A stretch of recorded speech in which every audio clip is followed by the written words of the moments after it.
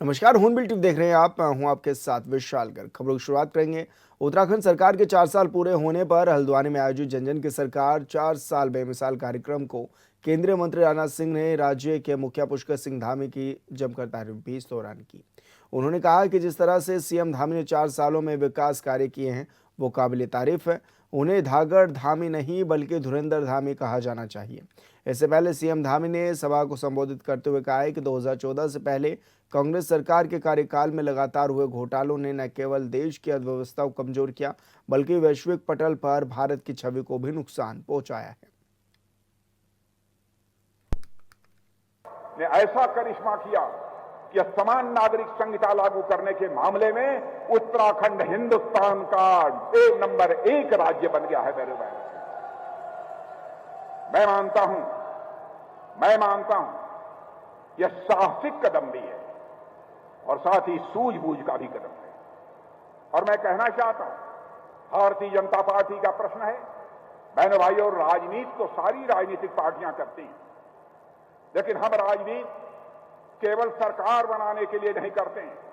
हम राजनीति करते हैं तो देश बनाने के लिए राजनीति करते हैं, समाज बनाने के लिए राजनीति करते हैं। दूसरे राजनीतिक पार्टियों में और हमारी राजनीतिक पार्टी में सबसे बड़ा अंतर यही है। और बहनों भाइयों, चूंकि हमारी उत्तराखंड देवभूमि है, हमारी आस्था और संस्कृति का भी यह केंद्र है, इसे सुरक्षित रखना, इसकी पवित्रता को बनाए रखना यह बहुत आवश्यक है। और मैं सभी उत्तराखंड वासियों की अपील करना चाहता हूं, उत्तराखंड को हमें सुरक्षित भी रखना है और इसकी पवित्रता को भी हमको बनाए रखना है। इसलिए मैं मुख्यमंत्री धामी जी को बधाई देना चाहता हूं। उनके नेतृत्व ने, हमारी सरकार ने स्पष्ट संदेश दे दिया, अवैध घुसपैठ करने वालों के लिए उत्तराखंड में अब कोई जगह नहीं है। मेरे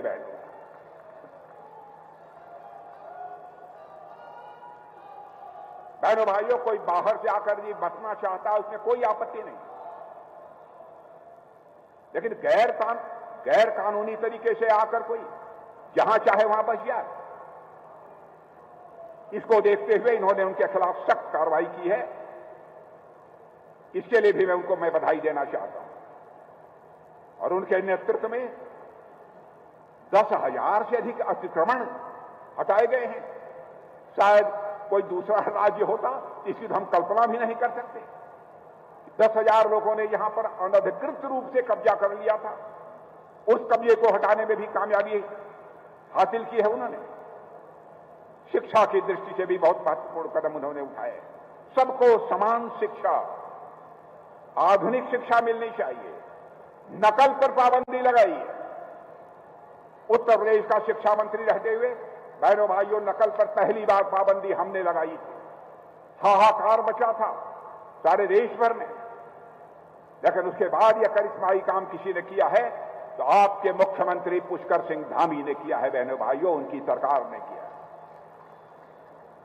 आज मुझे अत्यंत प्रसन्नता हो रही है कि मुझे हल्द्वानी में आप सभी के बीच आने का, मेरे बहनों भाइयों, अवसर मिला है। हल्द्वानी पूरे कुमायूं क्षेत्र का मैं समझता हूं यह प्रवेश द्वार है। पूरे कुमायूं क्षेत्र का यह प्रवेश द्वार है। जब इस क्षेत्र का विकास होगा तो इसका सीधा प्रभाव पूरे उत्तराखंड पर पड़ेगा, उत्तराखंड की अर्थव्यवस्था पर पड़ेगा, पर्यटन पर पड़ेगा, जनजीवन पर पड़ेगा। जब विकास होता है, यहां का विकास होगा तो उत्तराखंड के विकास की गति भी काफी तेज होगी। हर एक दृष्टि से मिशन मोड में यहां पर काम हो रहा है, धुआंधार काम हो रहा है। इसीलिए मैंने कहा, धामी जी को पहले हमने धाकड़ धामी कहा था, इसीलिए धुआंधार काम कर रहे हैं, इसीलिए उन्हें हम धुरंधर धामी कह रहे हैं। हमने उत्तराखंड में समान नागरिक संहिता का कानून लागू करके सामाजिक न्याय और समानता की दिशा में ऐतिहासिक कदम उठाया है। हमें गर्व है कि हमने राज्य में समान नागरिक संहिता को केवल लागू ही नहीं किया है, बल्कि उसे प्रभावी रूप से धरातल पर उतारने का काम किया है। भाइयों बहनों, 27 जनवरी 2025 को हमने इसे लागू किया है और 1 वर्ष से भी अधिक का समय इसका सफलतापूर्वक संपन्न हुआ है। हमने राज्य में सख्त धर्मांतरण कानून, दंगा विरोधी कानून को लागू करने के साथ साथ लैंड जिहाद, लव जिहाद और मजार जिहाद जैसी जिहादी प्रवृत्तियों पर भी अंकुश लगाया है। ये बात हमारे हल्द्वानी के भाइयों से अधिक कौन जानता होगा कि दंगे करने वालों के साथ हमारी सरकार किस तरह से पेश आती है, हमारा प्रशासन किस तरह से पेश आता है। आज राज्य में ऑपरेशन कालनेमी और सघन सत्यापन अभियान के माध्यम से घुसपैठियों के खिलाफ भी कठोर कार्रवाई की जा रही है। भाइयों बहनों, कांग्रेस ने अपने वोट बैंक और तुष्टीकरण की राजनीति के चलते हमारी देवभूमि की डेमोक्रेसी को बिगाड़ने का काम किया है। बनभूलपुरा का उदाहरण, इसी बनभूलपुरा का उदाहरण आप सबके सामने है, किस प्रकार से वहां की डेमोक्रेसी खराब हुई है। आज हमारी सरकार ने बनभूलपुरा में दंगाइयों के खिलाफ इतनी कड़ी कार्रवाई की थी कि आज कोई भी व्यक्ति सरकारी जमीनों पर कब्जा करने से पहले 100 बार सोचता है, और जिन्होंने कर लिया आजकल वो स्वयं ही अपना कब्जा खाली कर रहे हैं, यानी कि अतिक्रमण मुक्त करने की दिशा में स्वयं प्रेरित होकर काम कर रहे हैं। मैं आज इस मंच के माध्यम से यह भी उनसे पूछना चाहता हूं कि जब घुसपैठियों को यहां बसाया गया था तब आप लोग कहां थे? जब युवाओं को भविष्य नकल माफिया बर्बाद कर रहे थे तब आप कहां थे? जब देवभूमि की पहचान बदली जा रही थी तब आप चुप क्यों थे? भाइयों बहनों, कांग्रेस के लोग मेरे इन सवालों का जवाब नहीं दे सकते, क्योंकि उन्हें लैंड जिहाद करने वाले अच्छे लगते हैं, उन्हें दंगा करने वालों में अपना वोट बैंक दिखाई देता है, उन्हें इस प्रकार के शब्द अच्छे लगते हैं। ये लोग तब भी हमारा विरोध करते हैं जब हम राज्य में पहली बार राज्यवासियों की भावनाओं के अनुरूप सख्त भू कानून लागू करते हैं। ये लोग तब भी हमारा विरोध करते हैं जब हम मदरसा बोर्ड समाप्त करके सभी मदरसों को सरकारी बोर्ड के अधीन लाने का प्रयास करते हैं। आखिर ये लोग क्यों उत्तराखंड का विकास नहीं चाहते? ये प्रश्न केवल मेरा नहीं है, ये प्रश्न हमारे समूचे उत्तराखंड वासियों का है। आखिर क्यों ये लोग संतुष्टिकरण की जगह तुष्टिकरण की नीति बनाए रखना चाहते हैं? भाइयों बहनों, ये वर्ष कई मायनों में हमारे लिए विशेष है, क्योंकि इस वर्ष जहां हमारे राष्ट्रीय गीत वंदे मातरम ने 150 वर्ष पूरे किए हैं, वहीं राष्ट्रीय स्वयंसेवक संघ की स्थापना के भी ये शताब्दी वर्ष है। साथ ही उत्तराखंड के लिए ये वर्ष विशेष है, क्योंकि हाल ही में हमने अपने गौरवशाली राज्य की स्थापना के 25 वर्ष पूरे किए हैं। इसलिए आज के अवसर पर मैं आप सभी के समक्ष ये संकल्प लेता हूं कि जब तक हम उत्तराखंड को प्रत्येक क्षेत्र में अग्रणी और आत्मनिर्भर नहीं बना देते, तब तक हम चैन से नहीं बैठेंगे, तब तक हम आराम से नहीं बैठेंगे। और मुझे पूरा विश्वास है आप सभी के सहयोग और आशीर्वाद से हम सभी मिलकर उत्तराखंड को देश का अग्रणी राज्य बनाने के अपने विकल्प रहित संकल्प को साकार करने में अवश्य सफल होंगे। इसी विश्वास के साथ आदरणीय रक्षा मंत्री जी का देवभूमि उत्तराखंड पधारने पर आप सबकी तरफ से समस्त उत्तराखंड वासियों की ओर से विशेष आभार व्यक्त करते हुए इन पंक्तियों के साथ अपनी बात समाप्त करता हूं कि नई उम्मीदों की रोशनी में निखर रहा है उत्तराखंड, संघर्षों में तपकर सशक्त हो रहा है उत्तराखंड, हर चुनौती को पार कर संवर रहा है उत्तराखंड, विकास भी विरासत भी की नीति से पूरे देश में नई पहचान गढ़ रहा है उत्तराखंड। देश का श्रेष्ठ राज्य बनने के विकल्प रहित संकल्प के साथ अब आगे बढ़ चला है उत्तराखंड, अब आगे बढ़ चला है उत्तराखंड। धन्यवाद। और बड़ी खबर का रुख कर लेते हैं। हरिद्वार में गैस कटौती का खेल उजागर, सिलेंडरों से 1 से 2 किलो गैस गायब। लोगों का गैस की किल्लत के बीच सप्लाई में धांधली का भी आरोप। जिला पूर्ति विभाग की टीम ने शुरू की जांच। तो बड़ी खबर आप तक पहुंचा रहे हैं। प्रारंभिक जांच में कुछ सिलेंडरों में गैस कम पाई गई है। तो बड़ी खबर आप तक पहुंचा रहे हैं, जहां पर सिलेंडरों में 1 से 2 किलो गैस गायब पाई गई है, और ऐसे में ये आरोप भी लगाए गए हैं, जिसके बाद जिला पूर्ति विभाग भी अब तत्पर है और लोगों का गैस किल्लत के बीच सप्लाई में धांधली के आरोप भी लगे हैं, जिसके बाद जिला पूर्ति विभाग की टीम ने जांच पड़ताल भी शुरू कर दी है। ये बड़ी खबर आप तक पहुंचा रहे हैं, जहां पर प्रारंभिक जांच में कुछ सिलेंडरों में गैस कम भी पाई गई है, और ऐसे में ये आरोप भी लगाए गए थे। हरिद्वार में गैस कटौती का खेल भी उजागर हो गया है।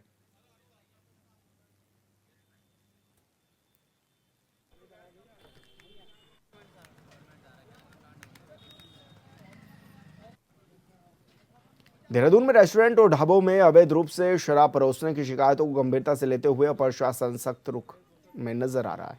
कानून व्यवस्था को दुरुस्त रखने और अवैध गतिविधियों पर रोक लगाने के लिए पुलिस को भी अब जवाबदेह बनाया जा रहा है। एसएसपी परमेंद्र सिंह ने साफ चेतावनी दी है कि अगर किसी रेस्टोरेंट या ढाबे में अवैध रूप से शराब परोसी जाती है और इसकी जानकारी पुलिस को होने के बावजूद भी कार्रवाई नहीं होती है तो संबंधित पुलिसकर्मियों की जिम्मेदारी तय की जाएगी।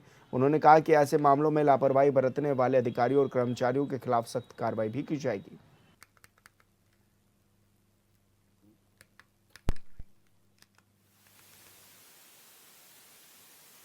अगर ऐसा कोई भी रेस्टोरेंट है, ढाबा है जहाँ पर शराब का सेवन कराया जा रहा है, निश्चित तौर पर पुलिस के संज्ञान में ये बात होगी। अगर वो संबंधित थाना इंचार्ज इस पर सख्त कार्रवाई करेगा वो उसके लिए बाध्य है। अगर वो नहीं करता है या अपने जो उसके दायित्व हैं उससे वो नहीं करेगा, उसके खिलाफ जो भी आगे कार्रवाई की जाएगी। खबरों में आगे बढ़ेंगे। प्रशासन के तमाम प्रयासों के बावजूद भी डोईवाला क्षेत्र में गैस संकट कम होने का नाम नहीं ले रहा है। सिलेंडर लेने के लिए लोगों की लंबी कतारें लगातार गैस गोदाम के बाहर देखी जा रही हैं। इंडियन अभिनव एजेंसी में हालात और भी चिंताजनक बने हुए हैं। ऑनलाइन बुकिंग की सुविधा ठप होने के से उपभोक्ताओं को भारी परेशानियों का सामना करना पड़ रहा है। मौके पर प्रशासनिक अधिकारी भी पहुंचकर गोदामों का निरीक्षण कर रहे हैं और स्थिति को संभालने का प्रयास भी कर रहे हैं। स्थानीय लोगों ने प्रशासन से मांग की है कि जल्द से जल्द गैस आपूर्ति सुचारू की जाए और ऑनलाइन बुकिंग व्यवस्था को दुरुस्त भी किया जाए।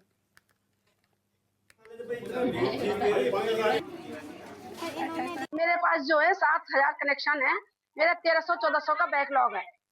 गैस तो कंटिन्यू आ रही है। हाँ, लेकिन वो ये डीएससी वाला सिस्टम है, ऑनलाइन बुकिंग करो, डीएससी आएगा, उस जैसे डीएससी आएगा उसके 3-4 दिन बाद मिलेगी गैस। हफ्ता भी लग रहा है। ये लोग क्यों पैनिक हो रहे हैं? तो लोग तो ये सोच रहे हैं कि हल्ला गुल्ला करके गैस मिल जाएगी, पर ऐसा तो होगा नहीं। हम तो नियम के अनुसार ही चलेंगे ना, है ना। गोदाम से हम गैस नहीं दे सकते। यहाँ तो ये लोग तो घर पे घुस जा रहे हैं हमारे। सुबह 6 बजे से घर भी पास में होने के कारण मैं बहुत परेशान हूँ। ये जो है लोगों का जो असल में एक क्राइसिस इसको ले रहे हैं कि ये क्राइसिस है, क्राइसिस नहीं है। इसमें जो है व्यवस्था बनाने की जरूरत है। बाकी जब एजेंसी वहाँ से जो है प्लांट से गाड़ी आ रही है, सारा कुछ हो रहा है, तो फिर दिक्कत क्या है? इसमें जो है लोग अपने उसमें जो है जो बुकिंग नंबर है उसको देखने की वजह सीधे यहाँ एजेंसी पर भीड़ लगा रहे हैं। ये अनावश्यक है। इसमें जो है बाकी और लोगों को भी दिक्कत हो रही है। उत्तराखंड के कालाढूंगी में सफाई कर्मचारियों की हड़ताल ने पूरे शहर की सफाई व्यवस्था को ठप कर दिया है। नवरात्रि और ईद जैसे बड़े त्योहारों के बीच शहरवासी गंदगी और बदबू के बीच त्योहार मनाने को मजबूर हैं। क्या पूरा मामला है, इस रिपोर्ट में देखिए।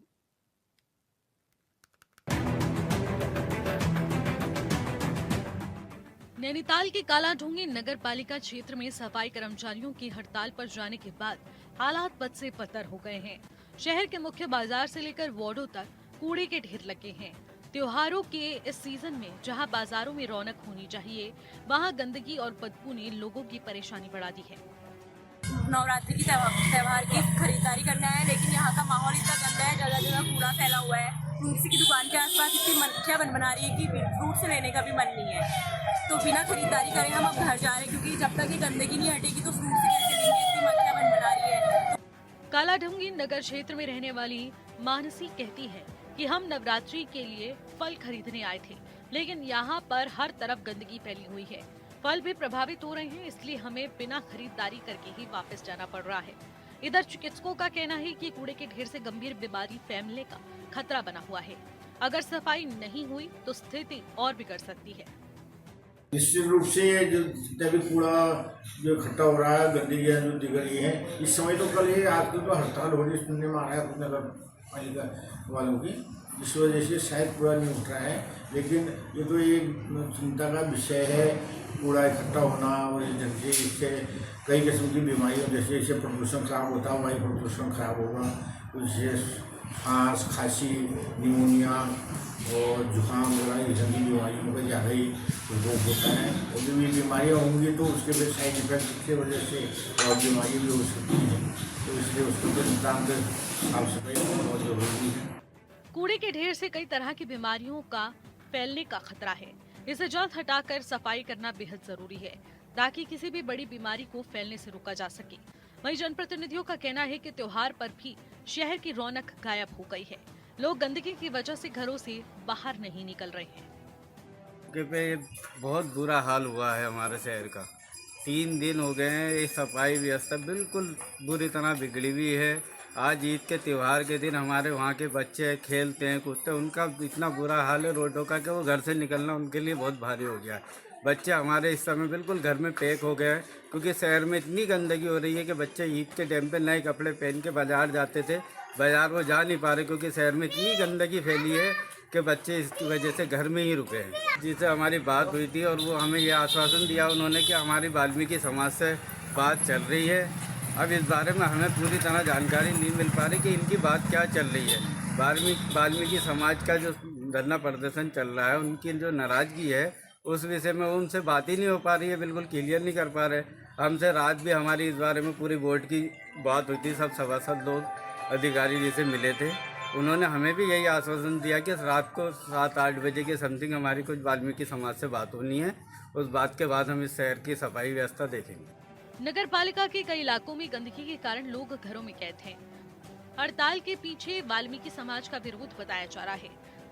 समाज के लोगों का आरोप है कि नगर पालिका द्वारा वाल्मीकि मंदिर परिसर में निर्माण कार्य किया जा रहा है, जिसका वो विरोध कर रहे हैं। मंदिर परिसर में निर्माण कार्य किया जा रहा है जो हमारे साथ अन्याय है। मांगे तो बस छोटी सी है कि जो नगर पालिका द्वारा मंदिर की जगह पर बिना पूछे किसी की सहमति लिए जो नगर पालिका द्वारा कार्य चलाया गया है उसको पूर्णतः बंद करा जाए और वो जगह मंदिर को वापस करी जाए, जिससे हम वहाँ पे मंदिर का निर्माण करवा सकें। बस हमारी इतनी छोटी सी मांग है और हम तो यही चाहते हैं कि जल्द से जल्द नगर पालिका द्वारा इस जो समस्या है इसका निवारण किया जाए। अगला कदम अगर नगर पालिका हमारी ये मांगे नहीं मानती है तो ये जो आंदोलन है ये और उग्र रूप लेगा और जगह से भी फिर लोग आएंगे इसमें शामिल होने, बड़े बड़े लोग आएंगे, जो कि हम नहीं चाहते हैं। हम ये चाहते हैं कि जल्दी से जल्दी ये मैटर जो है नगर पालिका सुलझा ले। नगर पालिका अध्यक्ष का कहना है कि मंदिर परिसर की भूमि समिति है और उसमें अगर नगर पालिका की जमीन पर कब्जे को लेकर विवाद है। फिलहाल दोनों पक्षों के बीच वार्ता जारी है। मंदिर की भूमि 672 वर्ग फीट दर्ज है। नगर पालिका की जमीन को अपना बताकर हड़ताल की जा रही है। ना जड़ है कुछ, ना ही टूक है इसकी, और ये एक व्यर्थ की एक समस्या उत्पन्न हुई है। एक हमारे कर्मचारियों द्वारा उनकी जो एक मंदिर के लिए उन्हें जगह दी गई थी, ज़मीन दी गई थी, वो थी 676 स्क्वायर फुट और उनकी डिमांड है कि हमें पूरा प्रांगण दिया जाए, जो कि पॉसिबल नहीं है। ये कोई यहाँ पर एसडीएम का दरबार या डीएम का दरबार तो लगा नहीं है जो हम किसी को ज़मीन बांटते फिरे। हमने तो पूरे साल भर कोशिश करी है कि हमें ज़मीन भूमि दी जाए जो हमें उपलब्ध नहीं मिली है। तो ये किस आधार पे, ये समस्या ही गलत है। ये जो इन्होंने समस्या क्रिएट की है ये नगर पालिका में नहीं जाके ये तहसील में जाके ये समस्या क्रिएट करते, ये फालतू की समस्या है। और अभी एसडीएम साहब और हम लोग मिलकर इसमें वार्तालाप करेंगे और सारा डिस्कशन करके इसको समस्या को तुरंत सॉल्व किया जाएगा। फिलहाल सबसे बड़ा सवाल यही है कि आखिर त्योहारों के बीच आम जनता को इस परेशानी को कब तक झेलना पड़ेगा और प्रशासन कब तक इस समस्या का स्थायी समाधान निकाल पाएगा। ब्यूरो रिपोर्ट ऑनबिल टीवी।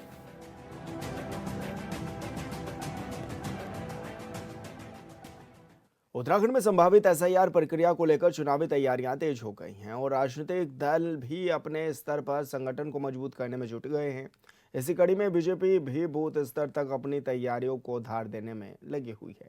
इस संबंध में बीजेपी के प्रदेश महामंत्री कुंदन परिहार ने कहा है कि पार्टी की तैयारियां पहले से ही चल रही हैं और जहां जहां BLA 2 की कमी थी उसे लगभग पूरा भी कर लिया गया है।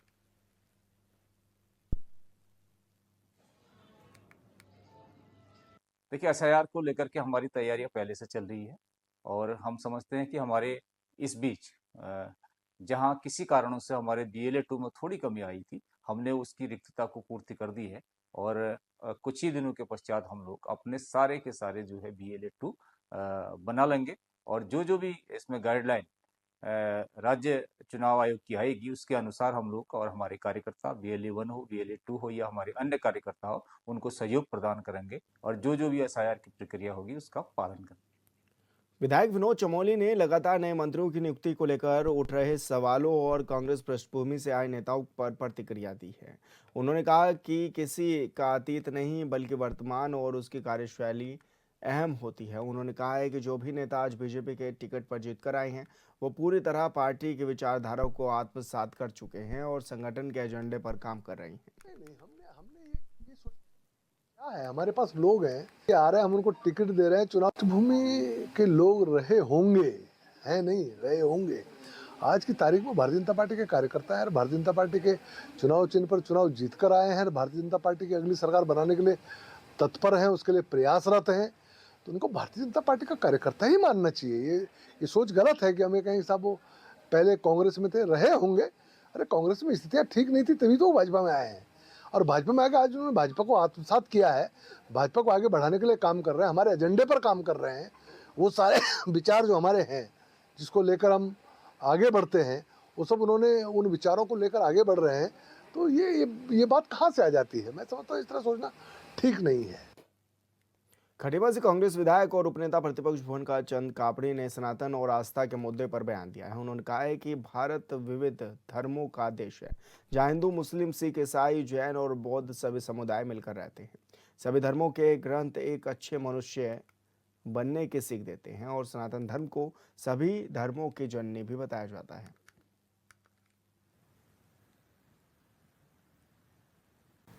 देखिए, हम सब लोग हिंदुस्तान में हिंदू, मुस्लिम, सिख, ईसाई, बौद्ध और अन्य भी जो जैन, सब धर्मों के लोग यहाँ रहते हैं।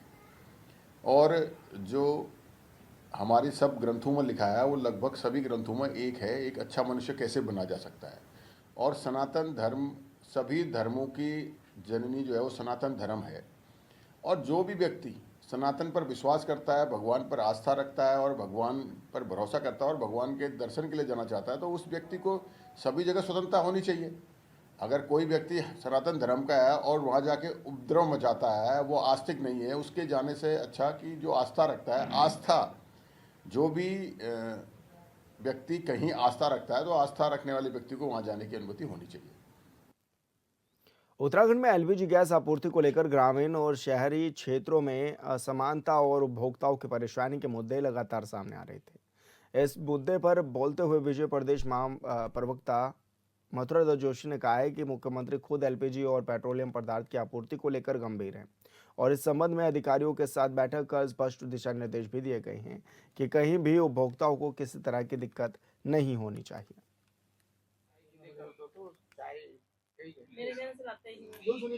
नंबर क्या है? नंबर वहाँ जाके गोदाम गया, मैं गोदाम गया